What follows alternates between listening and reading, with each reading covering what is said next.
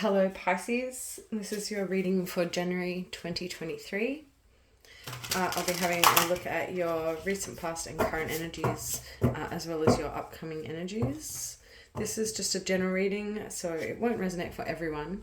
If it doesn't have any messages for you, then I recommend checking out the readings for the other signs in your natal chart, as they can resonate as well sometimes and have messages that are helpful. Don't take anything that does not fit.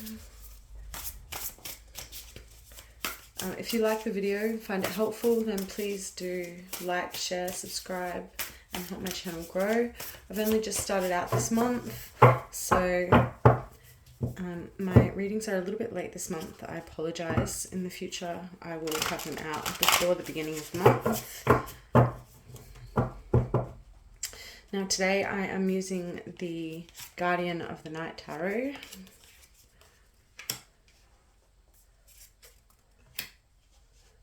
And I will clarify with the Gilded Royale Tarot. And I will take a Shaman's Dream Oracle card at the end. Went a bit far over. At the end, just to finish off the reading.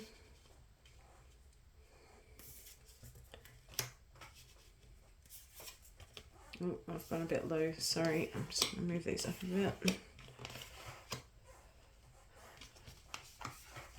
And forgive my terrible lighting, I am working on that too. It will all be much better set up next month. I don't take reversals when the cards come out reversed, although I do provide reversed descriptions in my interpretation. And I'm an intuitive reader, so I will endeavour to give you as much information as I can as I have it coming through. Now on the bottom of the deck we have the Ace of Wands. So we have some new passion coming up in the future, some strong manifestation energy coming up alongside it with the Magician underneath. So it looks like you're really moving forward with something new and trying to manifest something that you're quite passionate about. In your current energies, and I also wrap up the recent past in this first row as well, because often we're dealing with some of the past energies in our current state, phase, time, place. Now we have the Ten of Cups, the Wheel of Fortune, the Hierophant and the Fool. So lots of real happiness here, maybe a new connection, definitely some sort of change. You might be taking a chance on something here, I think, lots of emotional fulfillment, but a little bit of uncertainty about whether or not it's a gamble or not, and whether or not it's going to lead to anything. Definitely a desire for some kind of commitment here with the Hierophant coming up. But potentially a little bit of naivety with the Fool coming up straight afterwards. I think maybe there with the Ten of Cups, maybe a little bit of an overflow from the heart. And it may have led to a little bit of instability with that Wheel of Fortune there as well, in this connection that's showing up here in the past.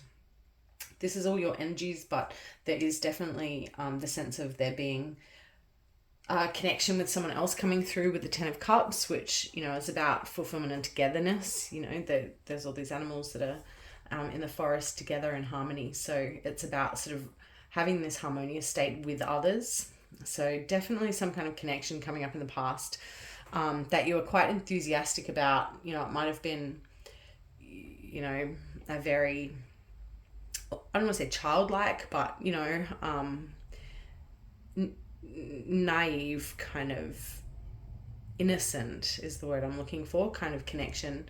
And maybe not necessarily a lot of understanding of what was actually going on, because we have the Nine of Wands coming up in the future, as well as the Nine of Swords, and we have the Death card. So a lot of quite intense energy coming up here in the future. the Nine of Wands is about really wanting to make something work, but also being kind of exhausted as well, already having tried, a number of times, sort of getting to that point where there's a bit of fatigue. And with the Nine of Swords coming up as well, I get the sense that there's also, some grief or some negative thinking, some kind of fears, maybe nightmares, or having trouble sleeping, but something's really playing on your mind here in terms of this connection. I think this all relates to a connection with someone else, because we have the Two of Cups coming up here, which is, as the card, pretty clearly shows, these two elephants united. The Two of Cups is about divine connection with another person, a soulmate connection. So whether that's a friendship or a relationship, or it can be a family member, but and I find it tends to be emotional connection on a different level, the Two of Cups. There's definitely some kind of pain attached to that. With the Death card coming up here, it signifies that something needs to end in order for this new beginning to really come about properly. There's whether or not it's just these fears that are holding you back, or, that you are actually so exhausted with this relationship you're ready to walk away. There's definitely an energy of sort of being at a point of exhaustion here, and really wanting to reunite, or wanting to not necessarily reunite. I think there was a lot of happiness in this past connection, so it could well be that you do want to bring that connection back, but it could also be a new connection coming forth in the future after this completion has occurred. So there has to be the loss of something, or the death of something. That can be a transformation card. I mean, it really is definitely a transformation card, because death is not just an ending card, it's an ending in a loop, and there is no end in a loop. So it's also a beginning, and a middle as well. So it's everything. So it's that sense of nothing really being able to move forward until something ends.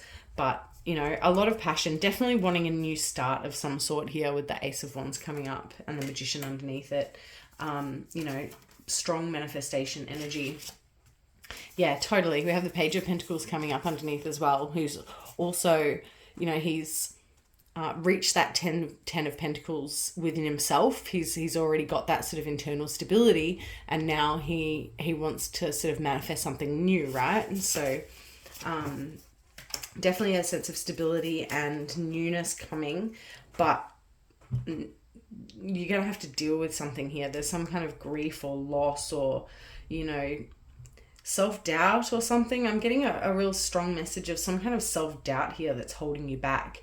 You might be feeling a little bit wounded from your efforts not having succeeded in the past, and so now sitting in that place of not really sure whether or not you've got the energy to invest again, or, if it's worth it, or, understanding that you do have to go through this transformative kind of loss of part of yourself in order to be able to move forward with the connection, especially a really intense one like a soul connection. Okay, now I'll just pull one card for each to get another layer of information and go in a little bit deeper.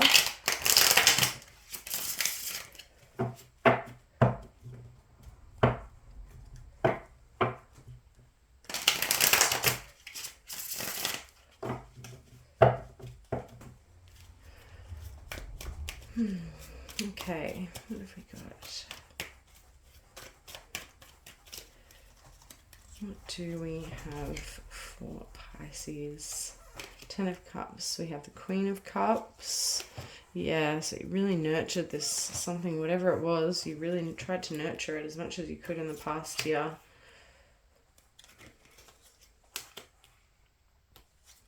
Okay.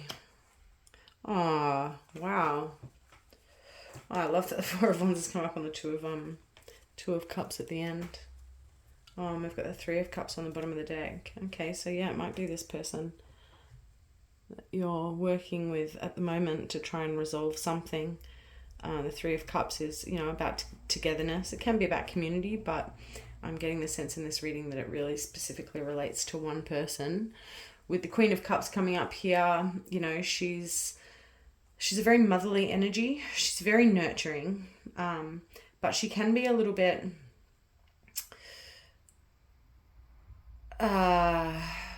misguided by her emotions, like a little bit too in her emotions and not really listening to, that part of herself that kind of knows, she might let herself be a little bit misguided sometimes, I think, the Queen of Cups. So there may be a little bit of just misunderstanding or something in the past. I don't get a sense of it being really something big, but it might have just got a bit blown out of proportion, and maybe some egos were hurt a little bit.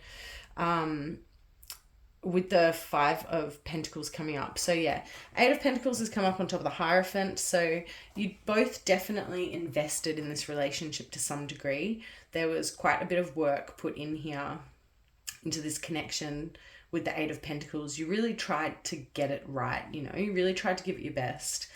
But it still kind of left you feeling a bit left out in the cold when, maybe your needs weren't really met properly, or maybe you had expectations that you didn't really understand or something. But coming on top of the Fool, it feels like there was this sense of naivety that somehow involved itself in this past energy, has led to feeling a little bit left out in the cold, and maybe losing some friends. Maybe you lost some friends over this, or maybe you've just had to withdraw a little bit and really sort of go deep into yourself, and so you've felt like, a little bit left out there. Or maybe, someone pulled away here and kind of left you feeling a little bit left out. But definitely a sense of this, not so grounded energy with the Fool having led to this sense of being a little bit isolated. And I don't think I mentioned the Chariot as well coming up on the Wheel of Fortune. So for me, I think, coming up there, I think the Chariot is showing that, you were really in the race to win it. You really were really giving it a chance, on top of the Wheel of Fortune. You're really trying to give it your best shot. Now, in the future, we have the World coming up on top of the Nine of Wands. For the Nine of Swords, we have the Eight of Wands. For the Death card, we have the King of Wands. And for the Two of Cups, we have the Four of Wands. Wow, so heaps of passion here in the future. Some sense of completion here with the World. So, it may be that you've sort of figured out whatever this issue was, and now, now you're able to reconnect with some communication coming through here with the Eight of Wands. You're able to reconnect and rekindle all the passion that you had in the past with this person. And I'm saying with this person from the past because the Three of Cups is coming up here. The Three of Cups isn't always about the past. As I said, it can represent a new connection, but definitely a movement forward from a state of, a more innocent kind of understanding of relationships to, having gone through that pain, having healed from it, developed, a sense of, more awareness with that completion of a cycle. And, tying in with the Death card here, the World and the Death card, both being that sort of completion of the cycle. Then the Eight of Wands, showing, like I said, movement forward, like quite passionate movement forward. So, maybe that's why you're fearful at the moment with it showing up on top of the Nine of Swords. You might be fearing reconnecting with this person. How's that conversation going to go? Are they even going to answer the phone? Am I going to look like a fool? Really wanting to get to that amazing passion and connection that you had before with the King of Wands, and ultimately wanting some kind of commitment, some kind of really long-term commitment. I think with the Four of Wands coming up, and whatever that looks like for you, it's going to be different for everyone. But I get the sense of like marriage, or maybe it's just this passion is more relating to something internal, and the completion is moving away from all of this stuff from the past. But definitely a sense of celebrating you and celebrating with other people as well. and celebrating a divine connection. So, you know, that could be the birth of a child or the baptism of a child or, you know, the marriage of a child or of one of your children, you know, or the marriage of you to someone else, or, you know, it could represent a lot of different things, but ultimately it represents some kind of really strong connection with somebody else in a celebratory, committed kind of context, which is really beautiful energy to, like, you couldn't finish a reading with much better energy than the Two of Cups and the Four of Cups. If love is what you're looking for, I mean, there's definitely a sense of completion.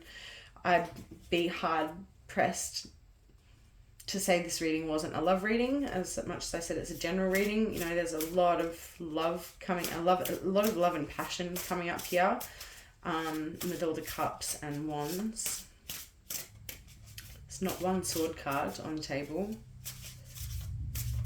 So, you know, really wanting to manifest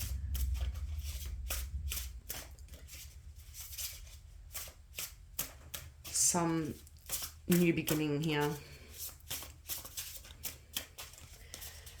All right, and for the Shaman's Dream Oracle, we have the perfect storm, the courage to step into life. So with that card coming up, I really think that highlights the Nine of Swords here and the Eight of Wands that it's sitting right next to. Yeah, I kind of like that crow is kind of looking in the same direction that the wands are going as well. You know, they kind of almost look like they go together.